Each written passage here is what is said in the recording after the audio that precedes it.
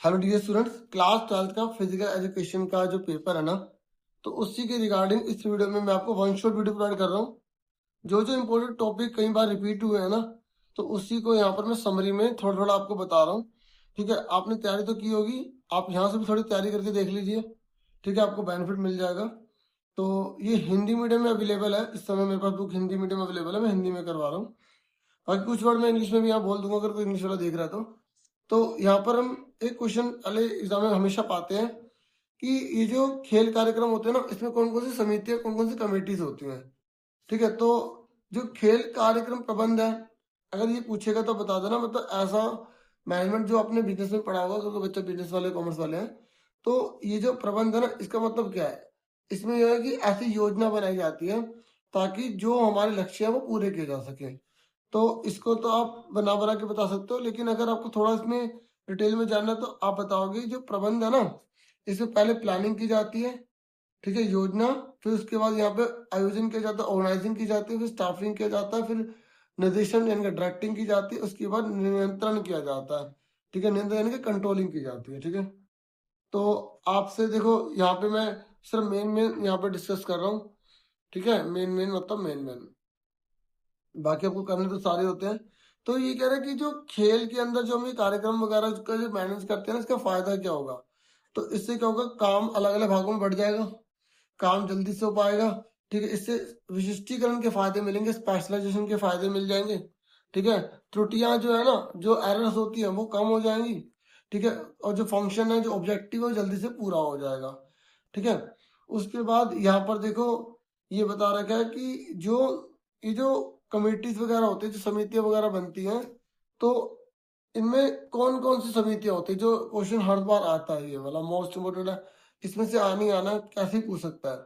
देखो ये सारी कमेटी है, सारी समितियां हैं, प्रचार समिति, स्वागत समिति। एग्जाम में इनमें से कोई एक पूछ लेगा और बोलेगा इसके दो कार्य बताइए, या केस स्टडी की तरह दे देगा, बोलेगा ये बताइए ये कौन सी कमेटी के काम होते हैं। बहुत सिंपल होता है, मुश्किल नहीं होता। अगर आपने एक बार सुन रखा है ना, आप बता दोगे। जैसे आपसे पूछा कि कोई कमेटी है वो पार्क को साफ कर रही है, ठीक है, और वो पार्क के अंदर जो है घास वास सही कर रही है, और जो खेल का मैदान है उसे अच्छे से कर रही है, तो वो किसका काम हो जाएगा।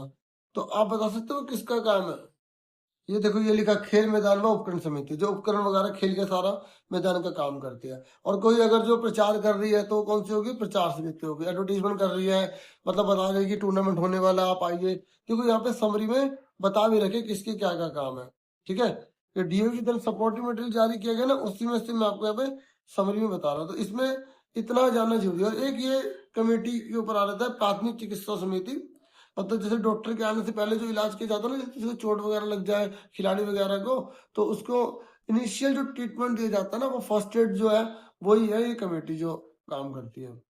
ठीक है, उसके बाद यहाँ पर हम आगे देखेंगे। तो आगे का जब हम चैप्टर देखते हैं तो फिर हमें यहाँ फिक्सचर देखने को मिलता है।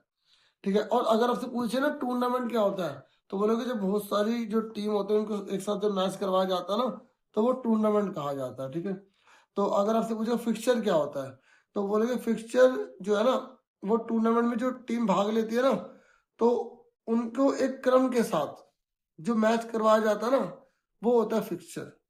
ठीक है, तो जैसे मैचों के दिन कब होगा, तिथि क्या होगी, स्थान क्या होगी, ये तो आपको पता ही चाहिए होते हैं। टूर्नामेंट मैंने आपको बता दिया कि मैचों की वो श्रृंखला होती है जिसमें जो टीम होती है वो मतलब आपस में खेलती है, इसके बाद जो जीतेगा वो आगे बढ़ जाएगा। ठीक है, देखो टूर्नामेंट होते कौन कौन से प्रकार है। तो मैचों की तो श्रृंखला है टूर्नामेंट। टूर्नामेंट एक होता है नॉकआउट, इसका मतलब होता है जैसे दो टीम खेल रही है, दोनों में से जो जीतेगा वो आगे, जो हारेगी वो बाहर। और जबकि लीग टूर्नामेंट क्या होता है, लीग टूर्नामेंट में क्या होता है, जैसे मान लो चार टीमें हैं, ठीक है, तो ये टीम इसके साथ भी खेलेगी, इसके साथ भी खेलेगी, इसके साथ भी खेलेगी, और उसके बाद जब नंबर्स के कम हो जाएंगे तब वो बाहर होगी। जबकि इसमें क्या था, आप चार टीमें हैं, अगर इसके साथ खेलो तो एक बाहर हो जाएगी।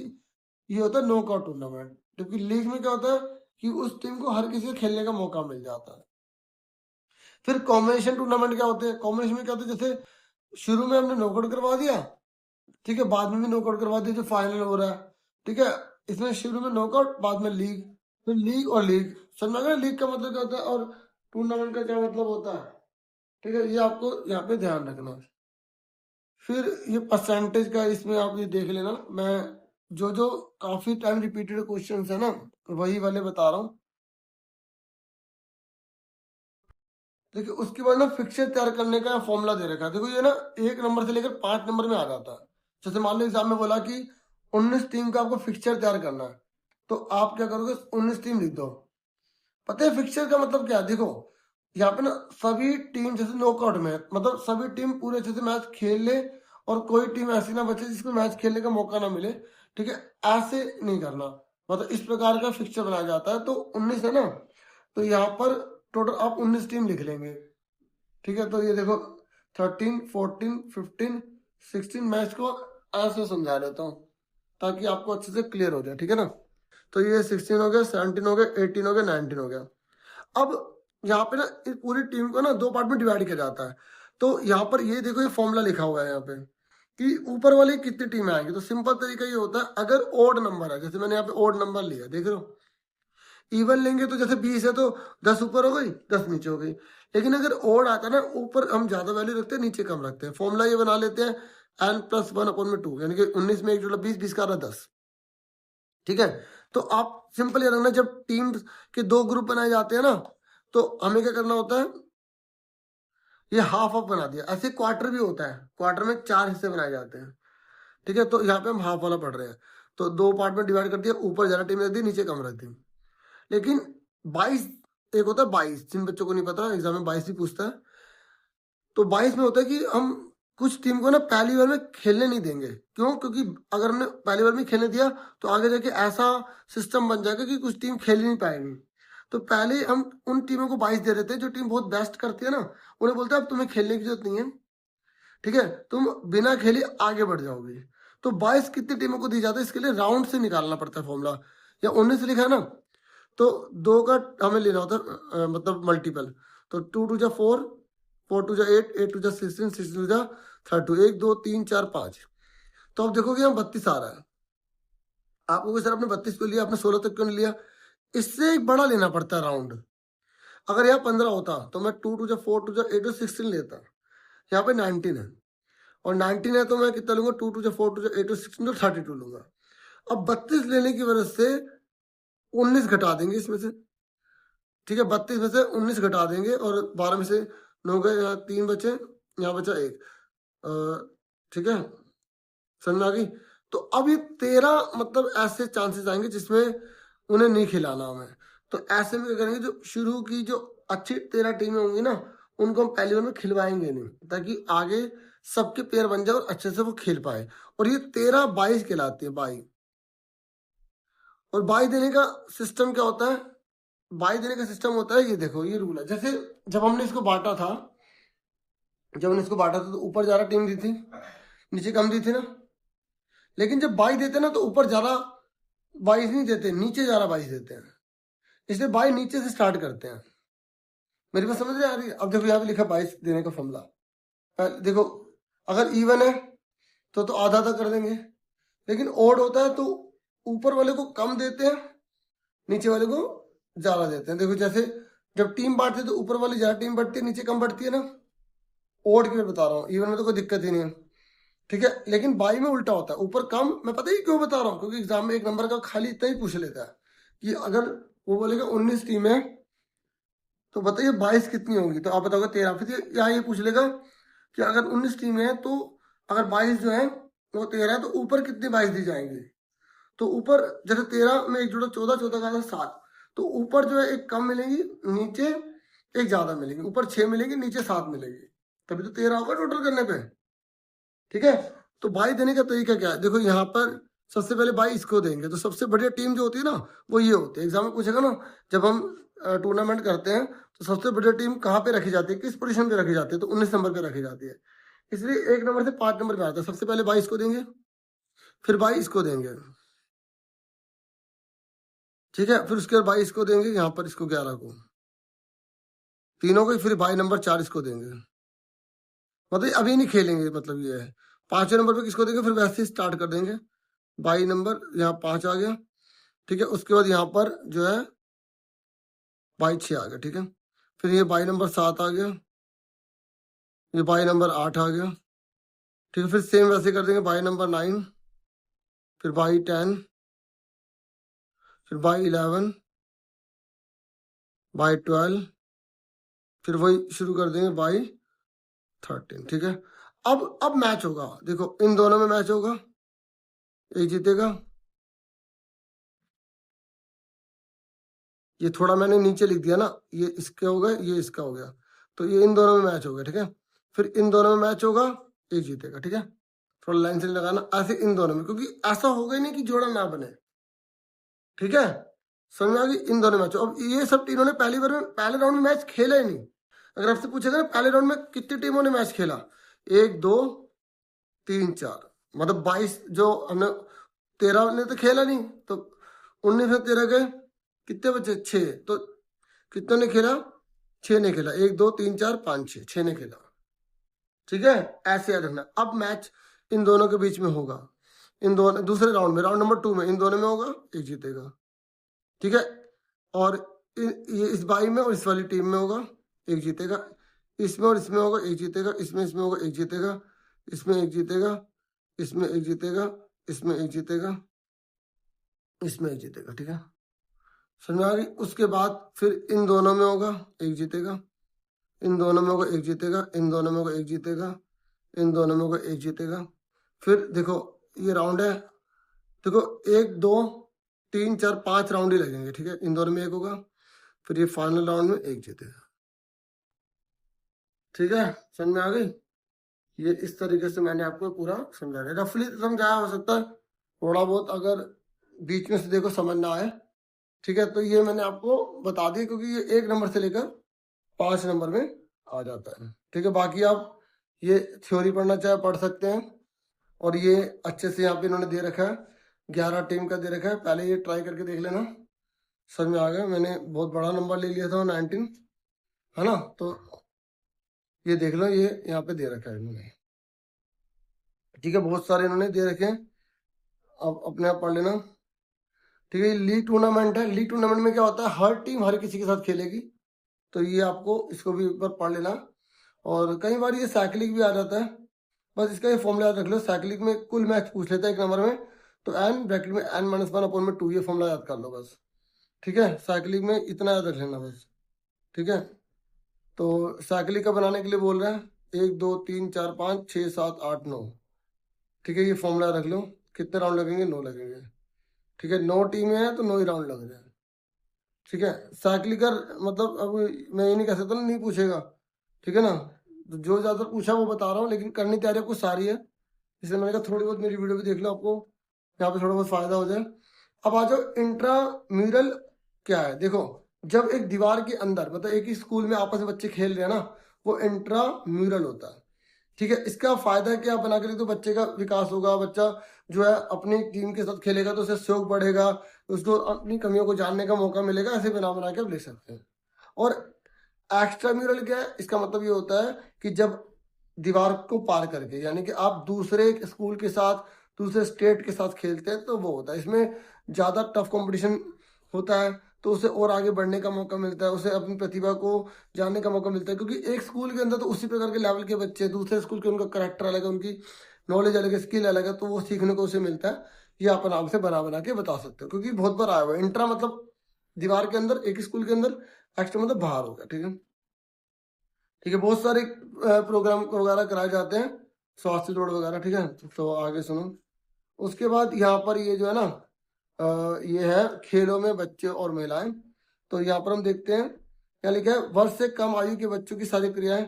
देखो ये ना, आप थोड़ा बहुत सुन लो, जैसे 1 साल से कम उम्र का बच्चा है, तो वो 14 से 17 घंटे सोता रहता है। ठीक है, और अगर वो 0 से 3 महीने का है, और 4 से 11 साल का, तो 12 से 16 घंटे सोता है।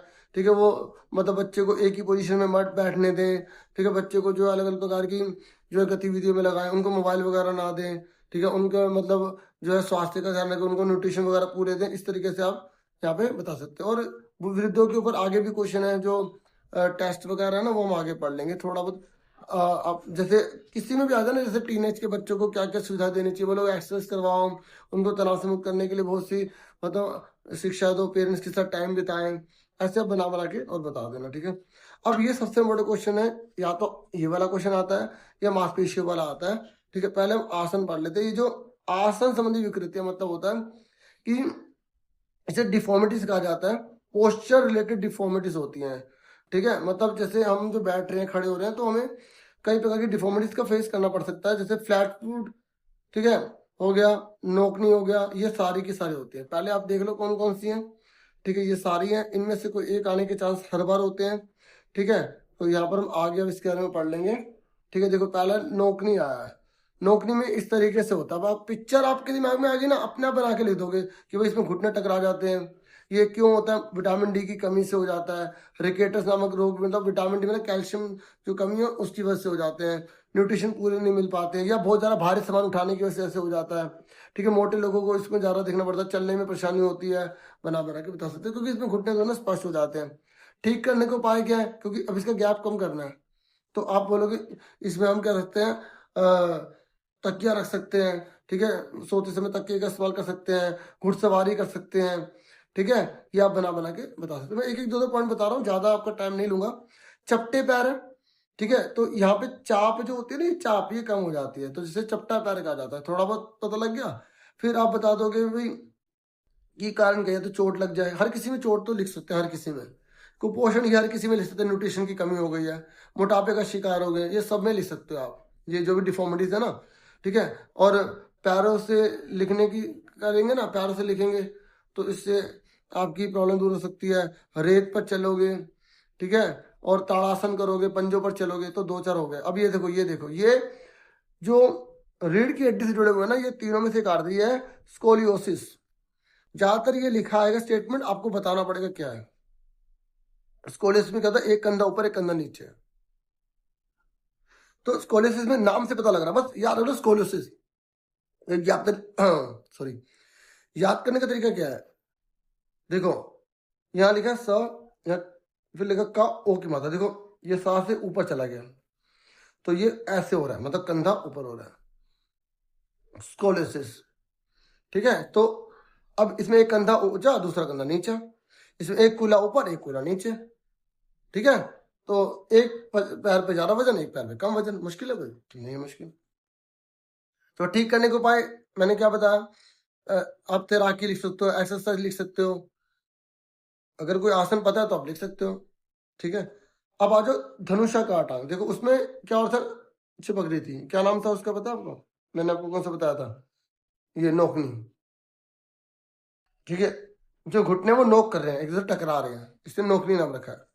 और ये क्या है, ये क्या है, बोल एक्स, नाम में आंसर है, धनुष बन रहा है। अगर कभी कंफ्यूजन हो जाती है दोनों में, मुझे पता है, तो आप उसके बारे में थोड़ा सोचोगे ना, सर ने बताया था कैसे, तो बोल एग, तो बोल एग में क्या होगा, इसमें दोनों के बीच की घुटनों की दूरी बढ़ जाती है, धनुष जैसे टांगे बन जाती है, लिखा तो है धनुषाकार, ठीक है। बोलोगे क्यों होता है, बोलोगे हड्डी मांसपेशी कमजोर होने की वजह से, न्यूट्रिशन की कमी होने की वजह से, ठीक है। कुपोषण मैंने कहा ना, हर किसी में आप लिख सकते हो, ठीक है, गलत तरीके से चलने वगैरह की वजह से। और जैसे कौन सी बीमारी है ना, उसको देखो जिसकी वजह से उसका आप रीजन लिख सकते हो, है ना। मालिश करो, एक्सरसाइज करो, योगा करो, हर किसी में वही है, गरुड़ आसन करो, हाँ है ना। अब आगे सुनो, ठीक है। तो उसके बाद यहाँ पर अब आ जाओ, यहाँ पर जो है आगे क्या बता दूं,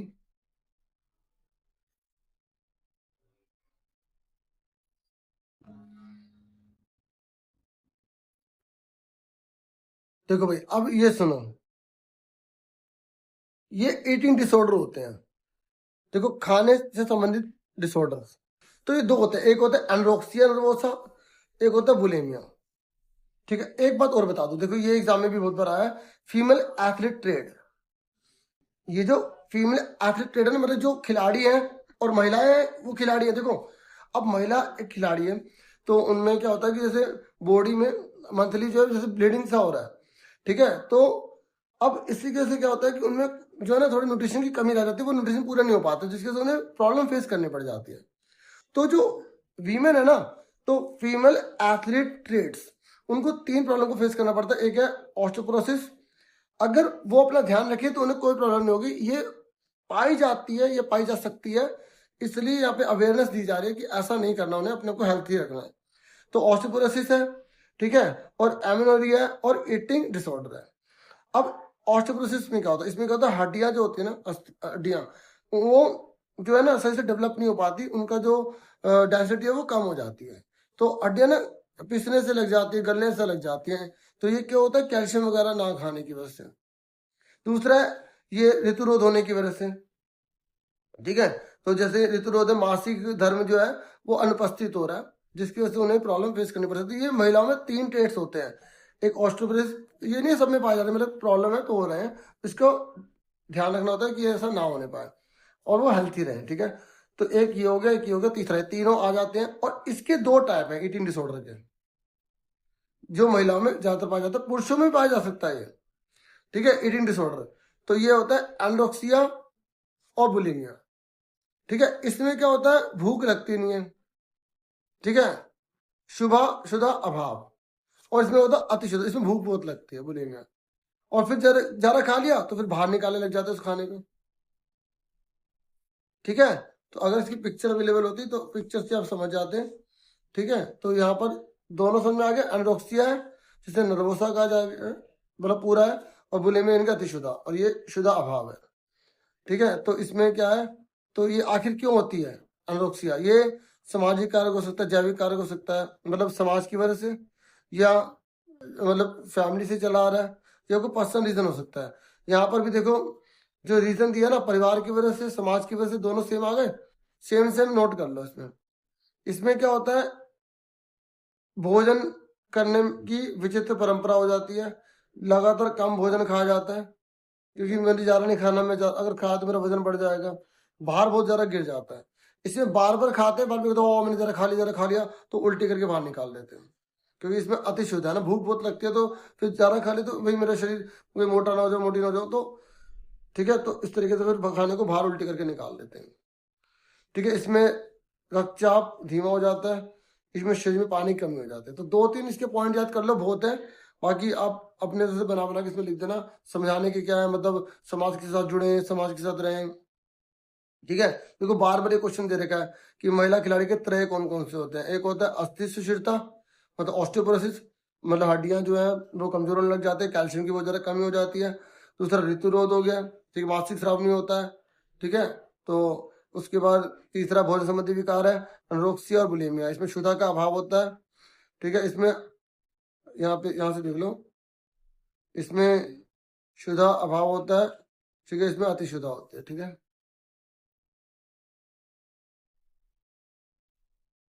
तो ये देखो 3-4 बार दे रखा है। अच्छा, इसमें देखो बता रखा है कि जो बुलिमिया से पीड़ित होते हैं ना, तो उनमें क्या क्या देखा जाता है। तो इस संबंध में इसमें व्यक्ति लालचवश अपने शरीर व भूख की तृप्ति से कहीं अधिक भोजन खा जाता है, ठीक है। बुलिमिया देखो, ये जो हमने अभी पढ़ा था, बुलिमिया, ठीक है, मतलब इसमें हम ज्यादा भोजन खा लेते हैं और बाद में परेशानी होती है, शर्मिंदा होते हैं, फिर उल्टी कर देते हैं, हाँ मैंने ज्यादा खा लिया, मैंने ज्यादा खा लिया। ये उपवास, डाइटिंग या कठिन व्यायाम, दवाइयाँ खाने लग जाते हैं, जिससे जो हम खाया उसको बाहर निकालने लग जाते हैं। तो ये वंशानुगत हो सकता है। देखो इसमें लक्षण क्या है, छुप छुप कर खाना, बार बार भोजन करना, वजन बार बार फिर कम करना, ज्यादा करना, ऐसे करते हैं ये, ठीक है। सुनना निवारण क्या है, डॉक्टर के पास जाओ, उसके बाद बैठो, उसको समझाओ, इस तरीके से आराम से कर सकते हैं,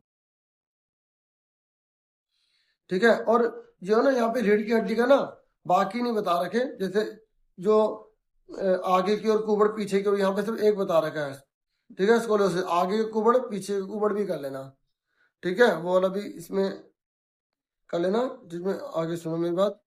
उसके बाद यहाँ पर है हम आगे, अब ये देखो, ये जीवन संबंधी रोग हैं, तो इसमें से एक क्वेश्चन हर साल आता है, ठीक है, या तो मोटापे पे आएगा, या मधुमेह पे, अस्थमा पे, उच्च रक्तचाप। देखो मोटापा को ठीक करने के लिए ताड़ासन करो, मतलब आप 3-4 आसन ऐसे याद रख लो जो कॉमन हो, जैसे ताड़ासन सब में दिखेगा आपको, देख लो। तो ऐसे सूर्य भेदन आप बता सकते हो, सब में प्राणायाम विधि सब में लिख सकते हो आप, जो सब में है वो 2-3 याद कर लो, बाकी 2-2 एक्स्ट्रा याद कर लो, क्योंकि आना तो है जरूर। थोड़ा डीपली देखा तो बोलेगा ये आसन किससे जुड़ा हुआ है। तो ये लिखा मोटापे को कंट्रोल करने के लिए क्या करोगे, देखो ये लिखा है ताड़ासन करो, जिससे मोटापा कम हो, हलासन करो, मत्स्यासन करो, उष्टासन करो, ठीक है। और ताड़ासन कैसे होता है, और आपको पिक्चर बनी आएगी आसन की, आपको उसका नाम बताना होगा, ठीक है, मेरी बात सुन रहे हो, ये जैसा आसन है इसका नाम बताना होगा, ठीक है, अब ये 2-4 आप अपने आप पढ़ लेना, देख लो। इस आसन का नाम बताओ, कट चक्रासन है। सारे एक बार याद करना पॉसिबल नहीं, इंपॉर्टेंट बता दो। ये पवन मुक्त आसन इंपॉर्टेंट है, ठीक है। तो ये मोटापे को कम करने के लिए होता है, ठीक है। इसमें गहरी सांस लेते हुए छोड़ते हैं नाक से, ठीक है। इस तरीके से मत्स्यासन है। बाकी आसन वासन तो आपको खुद देखना पड़ेगा। इंपॉर्टेंट बता दो जो सबसे ज्यादा आया हुआ है, ठीक है। ये वाला देख लो, ये आया हुआ धनुरासन, बहुत बार आया हुआ है, ठीक है। उसके बाद आगे हम देखते हैं। देखो पवन आसन दोबारा दे रखा है क्योंकि बहुत बार रिपीटेड है ना, ठीक है। अब सभी बीमारियों के लिए अलग अलग आसन है, ठीक है। ये मंडूक आसन है, नाम जो है ना बताना होगा आपको, पिक्चर बनी आएगी तो, ठीक है। अब इस चैप्टर में तो यही है, 5-6 नंबर का आएगा। इसके फायदे नुकसान बताओ। अस्थमा क्या होता है पता है? अस्थमा क्या होता है? सांस की बीमारी होती है, सांस लेने और छोड़ने में कठिनाई होती है, तो प्राणायाम करो, ठीक है। लंबी सांस छोड़ो, लंबी छोड़ो, ठीक है। इस तरीके से आप बता सकते हो, ठीक है। अभी सारे बताना। ये हाई ब्लड प्रेशर, जैसे ब्लड प्रेशर बहुत बढ़ जाता है ना, बहुत जरा गुस्सा आने लग जाता है, तो कौन कौन से आसन है बता रखे हैं, ठीक है। ये देखो ताड़ासन सब में लिखा हुआ है इन्होंने, ठीक है। सबके आसन बता रखे हैं, दो दो सबके याद कर लो, शुरू में इन्होंने बता दिए थे, ठीक है। इस चैप्टर ये हो गया, ठीक है। उसके बाद है ये जो विशेषज्ञता वाले बच्चे होते हैं, मतलब एग्जाम में आता है कि इनको कैसे रखना चाहिए, मतलब अलग स्कूल बनाने चाहिए, एक साथ बोले ना, समावेशी शिक्षा देनी चाहिए, जो ठीक है उनके साथ रखना चाहिए, ताकि ये भी आगे बढ़ सके, इनको भी बहुत सारी चीज सीखने को मिले। फिर आते हैं पैरालंपिक खेल की शुरुआत किसने करी, तो आप बताओगे। सर्वप्रथम पैरालंपिक 1960 में रोम में शुरू हुए थे। इसका मुख्यालय क्या है? वोन जर्मनी में है, ठीक है। और पता है शुरुआत किसने करी थी? जो संयुक्त राज्य अमेरिका के जो पूर्व राष्ट्रपति कैनेडी है ना, उनकी बहन ने करी थी, यूनिस कैनेडी ने। उन्होंने शुरुआत करा था इनके ऊपर, मतलब उसको एक तरह से दया थी, उन्होंने कहा कि सिंपैथी थी कि भाई इन लोगों के लिए भी कुछ करना चाहिए, इन्हें भी खेलना चाहिए। सुन रहे मेरी बात? तो ये स्पेशल ओलंपिक जो है भारत में कब स्टार्ट हुआ? इसको सन 1988 को विशेष ओलंपिक इंडिया के रूप में स्थापित किया गया था, तो 2001 में इसका नाम बदलकर विशेष ओलंपिक भारत रख दिया गया, ठीक है। थोड़ा थोड़ा मैं बता रहा हूँ, ज्यादा नहीं बता रहा, ठीक है। और इसको डेफ ओलंपिक मतलब जो बहरे बच्चों के लिए है, ठीक है। और ये आ जाता है एग्जाम में कि भाई 2024 में कहाँ हुआ था? टर्की में। ये विंटर डेफ वाला और समर वाला 2 बार होता है, एक बार सर्दी में, एक बार गर्मी में होता है, ठीक है। समझ में आ गई? तो आगे सुनो। देखो पैरालंपिक में वर्गीकरण की अवधारणा बताइए। तो अंतर्राष्ट्रीय पैरालंपिक समिति, आईपीसी की फुल फॉर्म आ जाती है, ठीक है। तो यही वर्गीकरण करते हैं, मतलब अलग अलग डिवाइड कर देना, मतलब बच्चों को अलग अलग कैटेगरी के, ताकि उनको डिवाइड करके अच्छे से उन्हें खिलाया जा सके, ये होता है बस इसमें, ठीक है। तो पैरालंपिक का मतलब पता है आपको क्या होता है? देखो द्वितीय युद्ध के दौरान लाखों लोगों को काफी भीषण पीड़ा से गुजरना पड़ा। काफी लोग युद्ध की भीषणता को याद कर कांप उठते हैं। इस युद्ध का डर समझते हुए सर लुडविग गटमैन ने सन 1948 में लंदन में विभिन्न अस्पतालों में शारीरिक रूप से विकलांग हुए लोगों की प्रतियोगिता का आयोजन किया। जो विकलांग होते हैं ना, उनके लिए होता है पैरालंपिक। और ये किसने शुरुआत करा था? लुडविग ने, गटमैन ने 1948 में, ठीक है। और इसी से बढ़ते 1960 में रोम ओलंपिक के दौरान लुडिंग गटमैन ने करीब 400 विकलांग खिलाड़ियों को एकत्रित किया और उनके लिए खेल का आयोजन किया। तब से लेकर ये होने लगा। और इसमें रंगना पैरालंपिक में सिंबल में 3 रंग लाल, नीला और हरा शामिल है, ठीक है। इसका मोशन आता है एग्जाम में, ये मोटिव क्या है इसका? ये स्पिरिट इन मोशन, ये एग्जाम में बहुत बार आएगा। तो पैरालंपिक का मुझे अचानक ध्यान में आ गया ना कि भाई ये इंपॉर्टेंट रह गया, तो बता दिया मैंने, ठीक है। आपको और भी तैयारी करनी है, लेकिन मैं आपकी हेल्प करने की कोशिश कर रहा हूँ। देखो वर्गीकरण विभाजन में क्या अंतर होता है? देखो वर्गीकरण में होता है अलग अलग ग्रुप बना देना। जैसे फॉर एग्जाम्पल, जैसे जिनको आंखों की दिक्कत है उनका अलग ग्रुप बना दिया, जिनके पैरों की दिक्कत है उनका अलग ग्रुप बना दिया, ठीक है। ताकि अलग अलग खेलेंगे तो उनमें से बेस्ट निकलेगा और मोटिवेशन मिलेगा। विभाजन मत होता है जब आपने विशेष ओलंपिक से जुड़े समूहीकरण की प्रक्रिया होती है, मतलब अलग अलग समूह को जो आपने एक स्पेशल पार्ट में डिवाइड कर दिया, ठीक है। अब देखो यहाँ पर ये समूह में खेलने वाले कौन से खेल है, अकेले वाले कौन से हैं, इसको चलो छोड़ो, रहने दो, ठीक है। तो ये मैंने आपको बता दिया समावेशी किसे कहते हैं। जो विशेषज्ञता वाले बच्चे होते हैं, जो नॉर्मल बच्चे होते हैं, उनको एक साथ सिखाना खिलाना, ठीक है, ताकि वो भी समाज से जुड़ सके और अपने आप को और आगे बढ़ने में उन्हें मदद मिले। तो समावेशिकों की आवश्यकता क्यों है? मतलब आखिर सबको जैसी एजुकेशन, इंक्लूसिव एजुकेशन क्यों करवाया जाए? इससे क्या होगा? सबको आत्मसम्मान मिले, सबको आत्मसम्मान मिले, बच्चों को उनका कौशल, उनका डेवलप, स्किल बढ़ जाए, बना के लिख दोगे ना, उनमें बेहतर समझ आ जाए। क्योंकि देखो स्कूल अलग में रख देंगे तो वो इतना अच्छे से डेवलप नहीं हो पाएंगे, लेकिन अगर हम साथ में रखेंगे ना उन्हें, तो वो ज्यादा अच्छे से डेवलप कर पाएंगे, ठीक है ना। अब यहाँ पर देखो विशेषज्ञता वाले बच्चों के लिए फायदे क्या है, तो बता दो कि अगर देखो अगर हम उनको ये शारीरिक क्रिया करवाएंगे, फिजिकल एक्टिविटीज कराएंगे, उन्हें खेल करवाएंगे, तो उनको क्या फायदे मिलेंगे? आप बताओगे? उनका शारीरिक विकास होगा, मानसिक विकास होगा, देखो फिजिकल डेवलपमेंट होगा, उनका जो मेंटल डेवलपमेंट होगा, उनमें सेल्फ रिस्पेक्ट आएगी, उनके जो इंडिविजुअल जो है व्यक्तिगत जो गुण है वो बढ़ेंगे, उन्हें सोशल समाज में भी रहने का मिलेगा, उनको भी आगे बढ़ने का मौका मिलेगा, वो भी समाज से जुड़ेंगे और समाज पर ध्यान देंगे, नेगेटिविटी उनमें खत्म हो जाएगी, वो कहेंगे हम भी आगे बढ़ सकते हैं, हम भी जो है बहुत कुछ कर सकते हैं, हमें भी समाज में बहुत ज़्यादा इंपॉर्टेंस दी जाती है।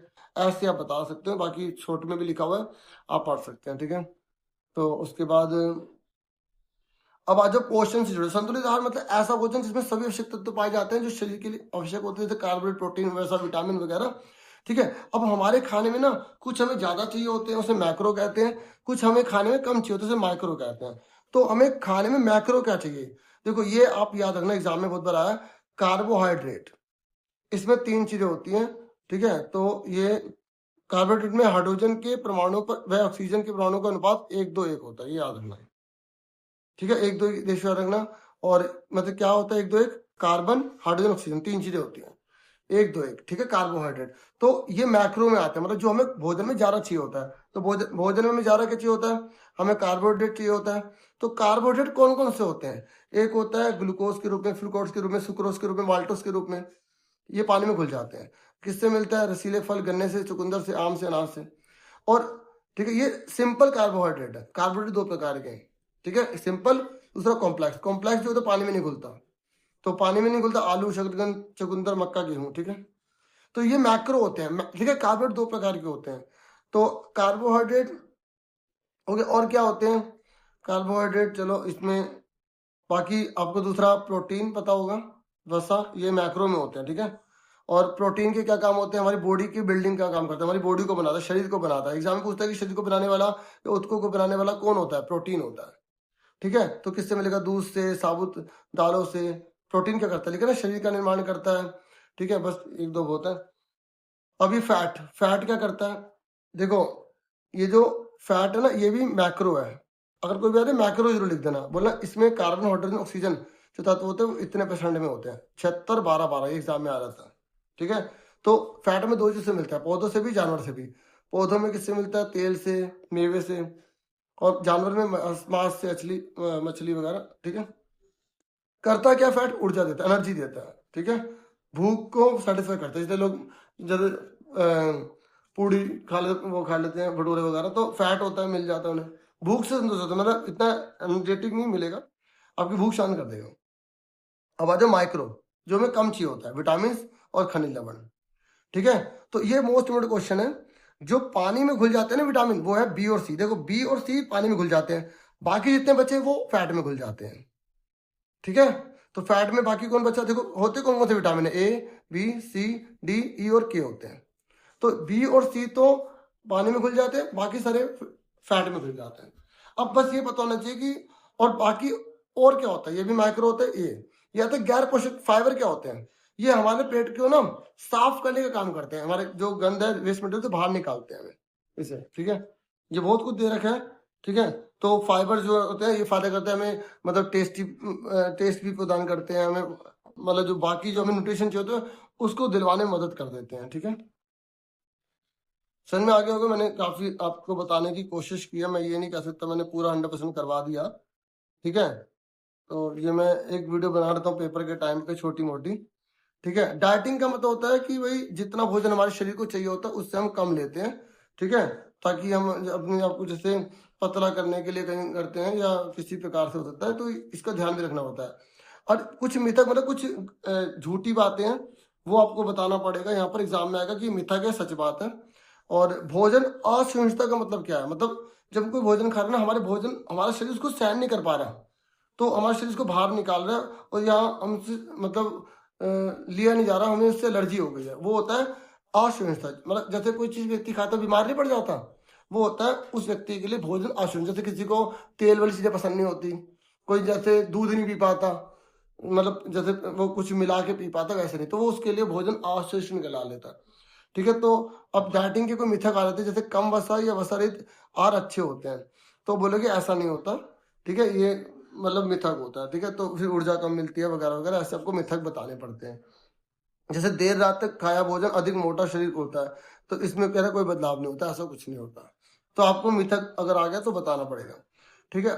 समझ में आ गया ऑसिलेशन क्या होते हैं, ठीक है। चलो ये थोड़ा बहुत हो गया, ट्रेनिंग वगैरह हो गई, ठीक है। अब जो है ना हमारा यहाँ पे नेक्स्ट है खेलों में परीक्षण और मापन, मतलब टेस्ट वगैरह। देखो ये हृदय वाहिका का टेस्ट है, ये एग्जाम में आएगा, यहाँ पे खालिस्तान दे देगा, तो आपको इसमें भरना पड़ेगा। यहाँ 5.5 आता है, ठीक है, ये आपको ध्यान रखना है। तो जैसे एग्जाम में आएगा कि जो 5 से 8 साल वाले हैं उनके लिए कौन कौन से हम यहाँ पर कर सकते हैं टेस्ट वगैरह, तो BMI सब में लिख सकते हो आप, BMI सब में लिख सकते हो, ठीक है। प्लेट टैपिंग है, फ्लेमिंगो बैलेंस है, ये सारे आगे पढ़ लेते हैं, आगे दे रखे हैं। तो देखो यहाँ पर इन्होंने बता रखा है BMI के बारे में। देखो ये 5 से 8 साल के बच्चों के लिए बता रखा है, जो 1 से लेकर 3 क्लास में जाते हैं उनकी हेल्थ का टेस्ट करने के लिए BMI कर सकते हो। BMI पता ना, शरीर के वजन को उसकी ऊंचाई के स्क्वायर से भाग कर दो। एग्जाम में दे देगा कोई 40 किलो का, उसकी हाइट 2 मीटर है, तो आप क्या करोगे 40 दो बार लिखोगे तो काट दोगे 10, तो 10 आ गया उसका BMI, ठीक है। ऐसा न्यूमेरिकल आ जाता है, ठीक है। तो ये देखो ये बच्चे की हाइट को माप रहे हैं, ठीक है। देखो फ्लेमिंगो बैलेंस टेस्ट हो रहा है। तो अब आपसे ना कोई भी, जैसे एक पहला तो आपको मैंने बता दिया BMI के बारे में, इन्हें पूरा निकाल के दिखा, हाइट मापी, उसका वजन मापा, फिर स्क्वायर से भाग कर दिया। फिर दूसरा टेस्ट होता है बच्चे के लिए फ्लेमिंगो बैलेंस टेस्ट, ठीक है। फ्लेमिंगो बैलेंस टेस्ट में देखो किस तरीके से 60 सेकंड तक एक ही स्थिति में रहना है, ठीक है। देख लो किस तरीके से बच्चा, ठीक है, एक पोजीशन में रह रहा है। तो यहाँ पढ़ ले सकते हैं क्या क्या चीज चाहिए, बस इसी पोजीशन में लिख देना भाई, इसमें एक पोजीशन में बच्चे को खड़ा रखता है, और ये लिखा है अपने पसंदीदा पैर पर बीम या ईंट पर खड़े हो जाना है, ठीक है। बीम पर, ये ईंट पर खड़ा है बच्चा, बस इतना लिख दो। इसे बोलेंगे फ्लेमिंगो बैलेंस टेस्ट। बैलेंस करना आना चाहिए, 60 सेकंड तक आप उस पोजीशन पर रह रहे हो तो आप हेल्थी हो, ये मतलब है। दूसरा है प्लेट टैपिंग टेस्ट, फटाफट प्लेटों को आगे पीछे ऐसे करना है, ठीक है। तो ये 2 पीली डिस्क ली जाती है, 60 सेंटीमीटर की दूरी पर होती है। आप ये बस थोड़ा थोड़ा पढ़ लो। तो 50 या 25 पूरे चक्कर लगाए जाते हैं, 25 चक्कर पूरे कर रहे तो मतलब वो सही है, ठीक है। उसके बाद दूसरा टेस्ट है यहाँ पे 4 से 12 साल तक के बच्चों के लिए, थोड़ा थोड़ा देख लो बस। 4 से 12 साल BMI सबके लिए करवाना है, फिर इसमें 50 मीटर की स्टैंडिंग स्टार्ट करवाया जाएगा, ये देखो यहाँ से यहाँ तक, ठीक है। उसके बाद दूसरा 600 मीटर की दौड़ करवाई जाएगी इससे। बस हेडिंग कर लो, बना बना के लिख देना। जैसे पूछेगा ना MCQ में कि भाई 9 से 18 साल के बच्चों में कौन कौन से टेस्ट होते हैं, तो ये बता देना, ठीक है। दूसरा सिट एंड रिच परीक्षण टेस्ट होता है इसमें, ये देख लो सिट एंड रिच परीक्षण में इसकी खोज किसने करी थी, ये 1952 में वेल्स और डिल्टन द्वारा किया गया था, ये MCQ में पूछ लेता है, ठीक है। उसके बाद आंशिक या पार्शियल कर्लअप टेस्ट होता है, ये देखो ये रहा कर्लअप टेस्ट। इसमें कम से कम 2 इंच ऊपर आपको मतलब इस तरीके से रखना है, ठीक है। और देखो बाकी 6 नंबर पे लड़कों के लिए पुशअप है, लड़कियों के लिए थोड़ा संशोधित पुशअप है, ठीक है। ये देखो ये लड़कों के लिए और यहाँ लड़कियों के लिए थोड़ा सा रखा कि देखो लड़कों को तो देखो घुटने नहीं रखने हैं ना, लड़कियों को घुटने लगा के करने हैं, ठीक है। ये थोड़ा सा आप याद रख लेना, बस होगा। टेस्ट मुश्किल था कोई। उसके बाद यहाँ पर दोबारा से वो बता रहा कि इन टेस्ट के बारे में क्या है, ठीक है, क्या नहीं है। 600 मीटर की दौड़ वगैरह है, ठीक है। तो अब देखो ये एग्जाम में आ रहा था कि अगर 18.5 से कम आ रहा तो उसका भार बहुत कम है, ठीक है। 18 से इतना आ रहा तो सामान्य भार माना जाता है। एग्जाम में ये क्वेश्चन आया कि नॉर्मल वेट की वैल्यू कितनी होनी चाहिए होती है, ठीक है। ये आपको याद रखना, नॉर्मल वेट की वैल्यू मानी जाती है, ठीक है। बाकी इन्हें यहाँ पे सपोर्ट में दोबारा दोबारा यहाँ बता रखा है, ठीक है।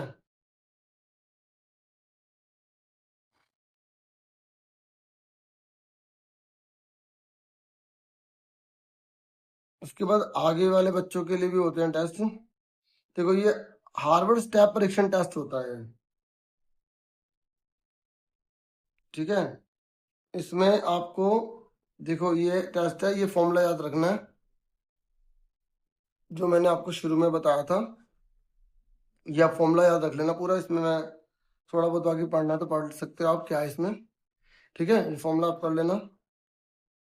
और ये क्वेश्चन एग्जाम में बहुत बार आया हुआ, ये दिल को मापने के लिए हार्वर्ड से परीक्षण टेस्ट में बेसल चयापचय दर चेक की जाती है, ये आता है बेसल चयापचय दर यानी कि BMR, ये एग्जाम में हर साल आया।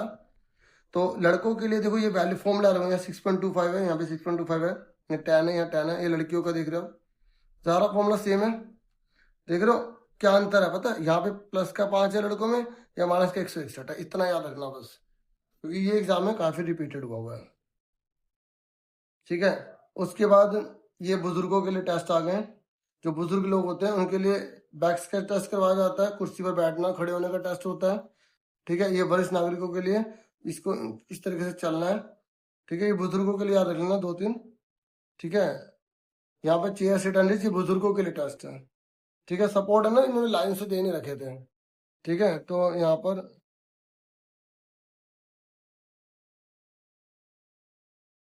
ये अगर आज जॉनसन मैथनी मोटर, ठीक है, एडुकेबिलिटी का टेस्ट है, तो front roll, back roll, jumping, half turn और जॉपिंग, ये चलो इसको अब ये हो गया। ठीक है, देखो लचक जो है ना, लचक मतलब हम कोई काम जैसे अपने को किस तरीके से कर पाते हैं, मोड़ पाते हैं ना वो, तो लचक किस पे डिसाइड होगी, हमारी मांसपेशियों पे, जोड़ों पर, ठीक है, इंटरनल एनवायरनमेंट पर या किसी चोट पर। अगर चोट लगे तो फिर हमारे अंदर फ्लेक्सिबिलिटी इतनी होगी नहीं, मतलब फ्लेक्सिबिलिटी अपनी बॉडी को मोड़ पाना, उम्र या लिंग पर डिपेंड करती है।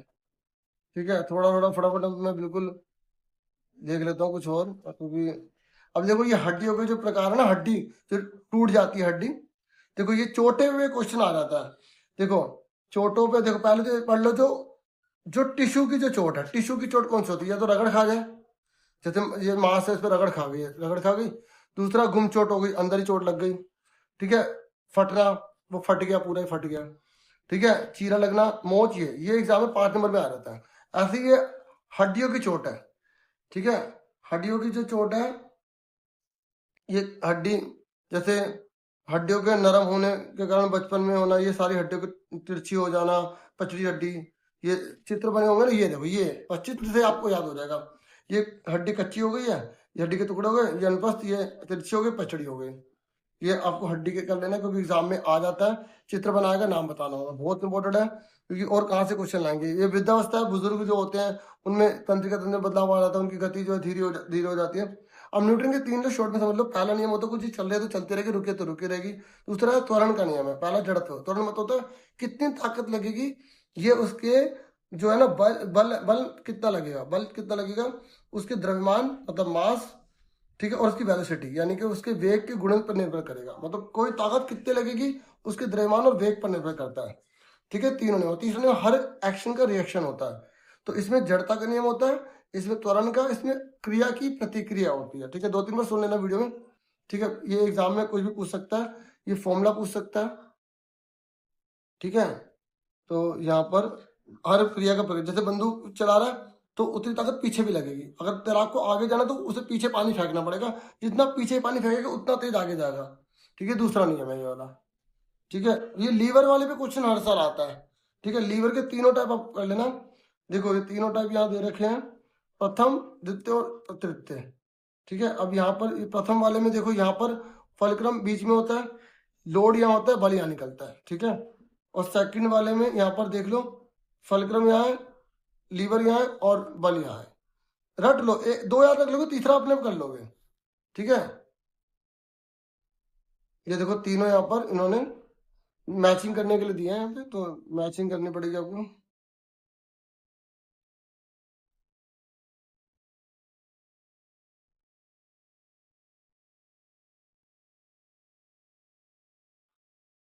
ठीक है, ये आप मैचिंग वाला क्वेश्चन देख लेना। ठीक है, देखो संतुलन कैसे, एक चलते हुए संतुलन चाहिए होता है और एक आप उसी जगह पर जहां पर हो वहां पे आपको संतुलन चाहिए होता है, बैलेंस मतलब। ठीक है, ये देखो ये चलते हुए संतुलन हो गया, ये आप रुके हुए बैलेंस कर रहे हो। ठीक है, तो अब ये घर्षण मतलब होता है जब 2 चीजें आपस में एक दूसरे संपर्क में आती है ना, उसे घर्षण कहते हैं। तो पानी में भी होता है और ये भी, अब इससे मैं नहीं बता पा रहा। ये घर्षण के फायदे भी है, नुकसान भी है। और एक क्वेश्चन ये आ जाता है, ठीक है, प्रोजेक्शन है, तो जितना हम समतल फेंकेंगे ना उतनी वो दूरी पर जाएगा। ठीक है, ये आपको रहना, जितना कम एंगल होगा उतनी दूरी पर वो जाता है। ये आप दोनों एक बार पढ़ लेना। ठीक है, उसके बाद ये पर्सनैलिटी है। ठीक है, पर्सनैलिटी देखो, एक होते बहिर्मुखी, अंतर्मुखी, ये किसने दी थी, जंग ने दी थी। ठीक है, मतलब जो दिखाते हैं कैसे, जो अंदर ही रखते हैं बात को, जो दोनों प्रकार के होते हैं। और एक बिग 5 भी पर्सनैलिटी के टाइप होते हैं। ये आप एक बार देख लेना क्योंकि 5 नंबर में आ जाता है। ठीक है, मोटिवेशन दो प्रकार का होता है, एक होता है अंदर से आना, दूसरा बाहर से किसी के द्वारा दे जाना, मतलब प्रेरण बोलते हैं, प्रेरण। और व्यायाम के फायदे नुकसान तो बता सकते हो। और आक्रामकता एक पॉजिटिव होते हैं, नेगेटिव भी होते हैं, मतलब जैसे गुस्सा वगैरह करते हैं तो शत्रुता वाली होती है, वाय होती है और मुखर होती है, मुंह से बोली जाती है। एक होते हैं मारपीट करके करना। ठीक है, और ट्रेनिंग खेलों में कौन सी दी जाती है, मैक्रो। ठीक है, शक्ति के प्रकार, ये एग्जाम में मोस्ट इंपोर्टेंट क्वेश्चन आता है। ये आइसोमेट्रिक व्यायाम होता है, इसमें औजारों सामान की जरूरत नहीं पड़ती है, जो आप बिना उसकी आराम से एक्सरसाइज वगैरह कर रहे हो। आइसोटोनिक होता है तो इसमें कम मशीन्स वगैरह की जरूरत पड़ती है। ठीक है, और ठीक है, और आइसोकाइनेटिक में जिसमें बहुत ज्यादा मशीन से काम होता है। और ये किसने बताया था, इसे आप पढ़ लेना, जे पेरिन। ठीक है, तीनों का पढ़ लेना क्योंकि एक पक्का आता है, थ्योरी लिखा कि नाम बताना होगा, नाम लिखोगे तो थ्योरी बतानी पड़ेगी, क्योंकि और कहाँ से क्वेश्चन बनेंगे, यहीं से थोड़ा घुमा घुमा के दे जाते हैं।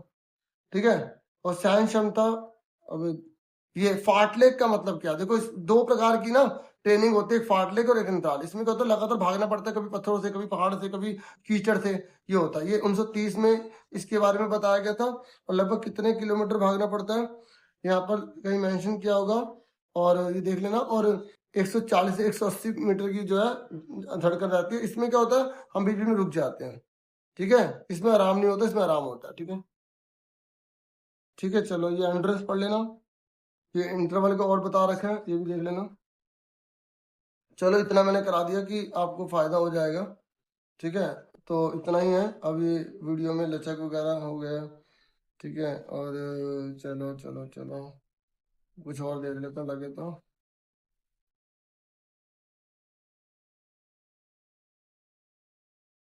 ये सर्किट वाला एक बार पढ़ लेना। ठीक है, सर्किट अभी अभी हमने दिखाया था। ठीक है, ये देख लेना एक बार। ठीक है, आठ सेशन प्रशिक्षण का उदाहरण। तो वीडियो में इतना ही था, समरी जैसे भी आपको लगा हो ठीक, बाकी अंदर से डीपली पढ़ लेना। ये वाला क्वेश्चन एक बार कर लेना। ठीक है, इसके आंसर दे रखे होंगे पीछे, अब ढूंढने पड़ेंगे कहाँ। नहीं तो कोई बात नहीं, उम्मीद करता हूँ बुजुर्गों के पढ़ लेना। वो एक टेस्ट बुजुर्गों का रह गया है, क्वेश्चन 16 इंच वाला बॉक्स चाहिए होता है और एक 20 इंच का चाहिए होता है, ऊपर चढ़ना नीचे उतरना। और बुजुर्गों का भी एक बार देख लेना। ठीक है, उनको कहीं टेस्ट करवाया तो बुजुर्गों वाले ज्यादा आने के चांस होते हैं। तो बाकी सारा कर लेना। Thank you for watching and listening. Take care students.